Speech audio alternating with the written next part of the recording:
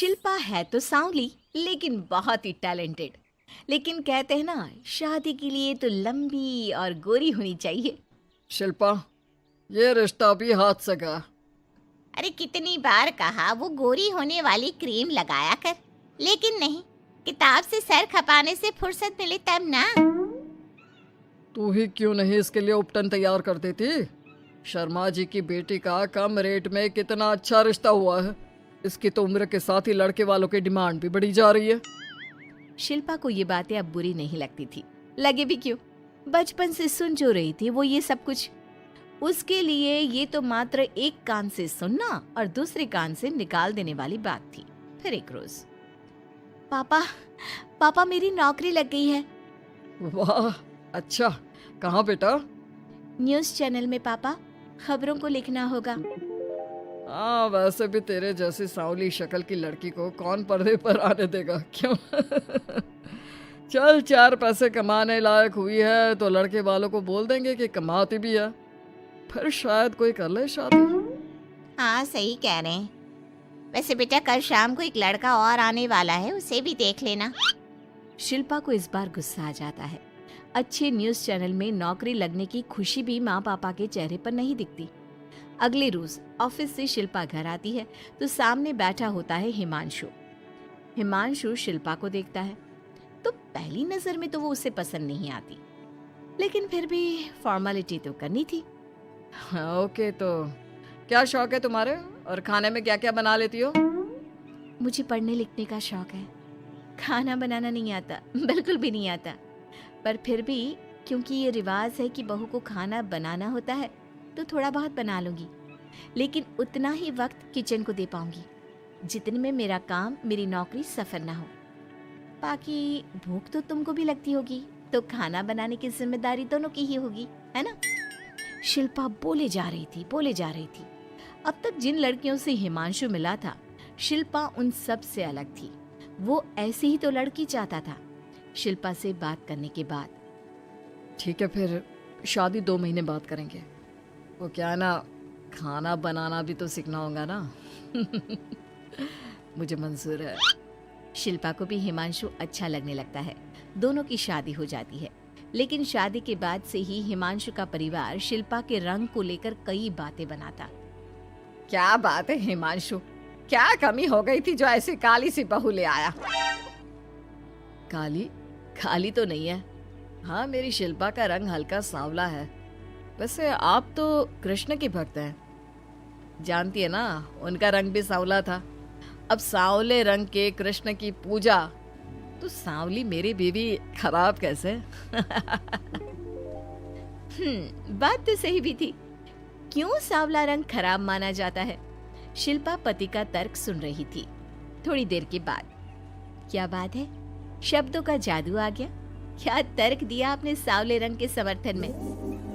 तो क्या तुम ही पत्रकार हो? अरे तुम्हारा पति भी कम नहीं है।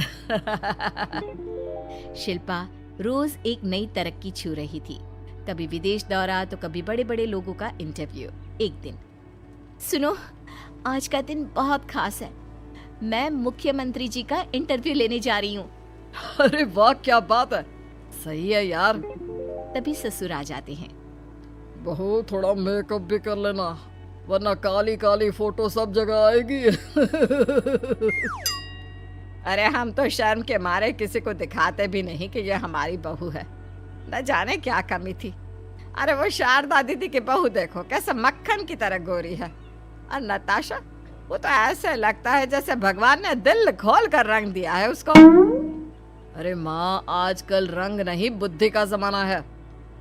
हाँ, तो वो दोनों कहाँ पागल है, अच्छा खासा घर देख रही है। शिल्पा को ससुर की बात पर गुस्सा तो आता है, लेकिन वो मूड खराब नहीं करना चाहती। वो तो बस तैयारी करती है कि जल्दी से अच्छा सा मुख्यमंत्री का इंटरव्यू हो जाए और दुनिया देखे। होता भी यही है। शिल्पा जब शाम को घर आती है तो, अरे चाची, बुआ, फूफा जी, कैसे हैं आप सब? कैसे आना हुआ? शिल्पा को आसपास के लोग भी देख रहे थे। वो भी जानती थी कि उसने जो इंटरव्यू किया वो कितना वायरल हो रहा है। अरे बहू, बड़े लायक हो तुम। औरत होकर दुनिया की इतनी जानकारी, कितनी समझ है तुम्हारे अंदर। वाह वाह बहू, तुमने तो हम सबका सीना गर्व से चौड़ा कर दिया। सास ये सब देखकर सोच रही थी कि भाई ऐसा भी क्या हो गया, इन्होंने तो बहू को हीरो बना रखा है। मैंने तो शिल्पा को उसी दिन समझ लिया था जब पहली बार मिला था। मैं तो जान गया था कि ये लड़की अलग है। कितनी प्यारी आवाज है इसकी और समझ भी लाजवाब। तभी बुआ सास बोल पड़ती है, और एक हमारी बहू है, सारा दिन टिकली बिंदी पर ही लगी रहती है। अरे दीदी, न जाने कौन कौन सी क्रीम लगाती है, अब तो चेहरे पर फोड़े भी निकल गए। कितनी बार कहा कुछ पढ़ाई आगे करके दुनिया में नाम कमाओ, लेकिन नहीं, बस सारा दिन शीशे के सामने खड़ी रहेगी। कोई बात नहीं फूफा जी, वो भी किसी की पसंद हो सकती है। हम लोगों का क्या, एक काम अच्छा कर दिया तो पूछ लिए गए, नहीं तो जमाना तो गोरी सूरत की ही तारीफ करता है। क्यों माँ जी? हाँ हाँ, वो क्या है ना, मैं जरा पानी लेकर आती हूँ, तू बैठ बहू। हाँ हाँ बहू, तू तो बैठ। वो क्या है ना, आज तो तुझसे बहुत सारी बातें करनी है। ये बता, कैसे दिखते हैं मुख्यमंत्री जी सामने से? जैसे टीवी में दिखते हैं वैसे ही दिखते हैं क्या? आए दिन लोग शिल्पा से मिलने आते, उसे अपने स्कूल या दूसरी जगह पर चीफ गेस्ट बनाते। ये सब देखकर पति तो खुश होता, लेकिन सुंदर बहू का सपना सास की आंख से उतर ही नहीं रहा था। फिर एक रोज, शिल्पा, पापा कहाँ है? माँ जमीन पर गिरी पड़ी है, वो बेहोश हो गई है। शिल्पा की सास को गंभीर बीमारी हो जाती है और फिर आप लोग अपनी माँ की किसी बात को मना ना करना, उनका दिल कमजोर हो चुका है। दिल में कोई बात लगेगी तो उनके हार्ट अटैक आने के चांसेस हैं, तो समझ रहे हैं ना। कुछ दिनों में ठीक होकर सास घर आ जाती है और फिर एक दिन, देख बेटा, मैं मरने से पहले एक सुंदर बहू का चेहरा देखना चाहती हूँ। अरे मैं नहीं चाहती कि तू इस काली कलूटी के साथ रहे, छोड़ दे इसे। अरे कल को तेरे बच्चे भी ऐसे काले पीले पैदा होंगे और फिर हमारा खानदान देखने लायक नहीं होगा। शिल्पा सुन रही थी, वो परेशान हो रही थी। वो सोचती है कि एक बार वो अपने पति से बात करके देखेगी। सुनिए ना, मुझे आपसे बात करनी है।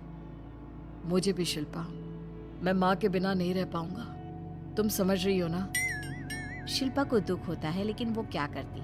वो हिमांशु को तलाक देने का सोच लेती है और फिर शिल्पा, माँ की हालत फिर खराब हो रही है, क्या करूं? माँ को सबसे बड़े अस्पताल में भर्ती करना होगा। लेकिन वहां तो बेड के लिए बड़ी बड़ी सिफारिश करनी पड़ती है। हाय रे, मेरा मन आता है, मैं मर न जाऊं, मुझे बचा ले बहू। शिल्पा को हैरानी होती है कि वो करे तो क्या करे। पर माँ जी, मैं कैसे? बेटा, मुख्यमंत्री जी से बात कर ले, उनसे बड़ी सिफारिश किसकी हो सकती है? तू बोलेगी तो शायद तेरी सास की जिंदगी बच जाएगी। शिल्पा सिफारिश से सास को बड़े अस्पताल में भर्ती करवा देती है, जहां लंबे समय बाद सास ठीक होती है। लेकिन इस बीच एक दिन भी शिल्पा उन्हें देखने नहीं जाती। सास जब घर आती है तो एक सुंदर सी लड़की उनका स्वागत करती है। ये कौन है और शिल्पा कहाँ है? मुझे तो मेरी बहू ही चाहिए। माँ, कैसी बात कर रही हो? तुमने कहा था ना कि शिल्पा काली है और तुम्हें काली बहू नहीं चाहिए। ये रीना है, तुम्हारी बहू। नहीं नहीं, मुझे माफ कर दो, मुझे तो मेरी शिल्पा बहू ही चाहिए। उसी के कारण आज मेरी जान बची है। मैं नहीं समझ पाई कि सुंदर शक्ल से ज्यादा सुंदर दिल और आचरण होना चाहिए। लेकिन अब क्या, अब तो देर हो चुकी थी। हिमांशु भी जानता था कि आत्मसम्मान वाली शिल्पा अब उसकी जिंदगी में वापस नहीं आएगी। अब तो शिल्पा को वे लोग बड़े बड़े चैनल की स्क्रीन पर देखते और अफसोस करते। शिल्पा चाहती तो कभी तुम्हारे लिए सिफारिश नहीं करती। अब तो आसपास के लोग भी घर नहीं आते। लोगों को लगता है कि शिल्पा ने हम लोगों को छोड़ा क्योंकि हम उसके लायक नहीं थे। सही बोल रही है माँ, हम ही तो उसके लायक नहीं थे। शिल्पा जैसी समझदार, पढ़ी लिखी, दुनिया की समझ रखने वाली लड़की को मैंने छोड़ा, सिर्फ आपके कहने पर। अब ये गोरी लड़की आपकी बहू हो सकती है, लेकिन मेरी बीवी कभी नहीं। हिमांशु वहां से चला जाता है।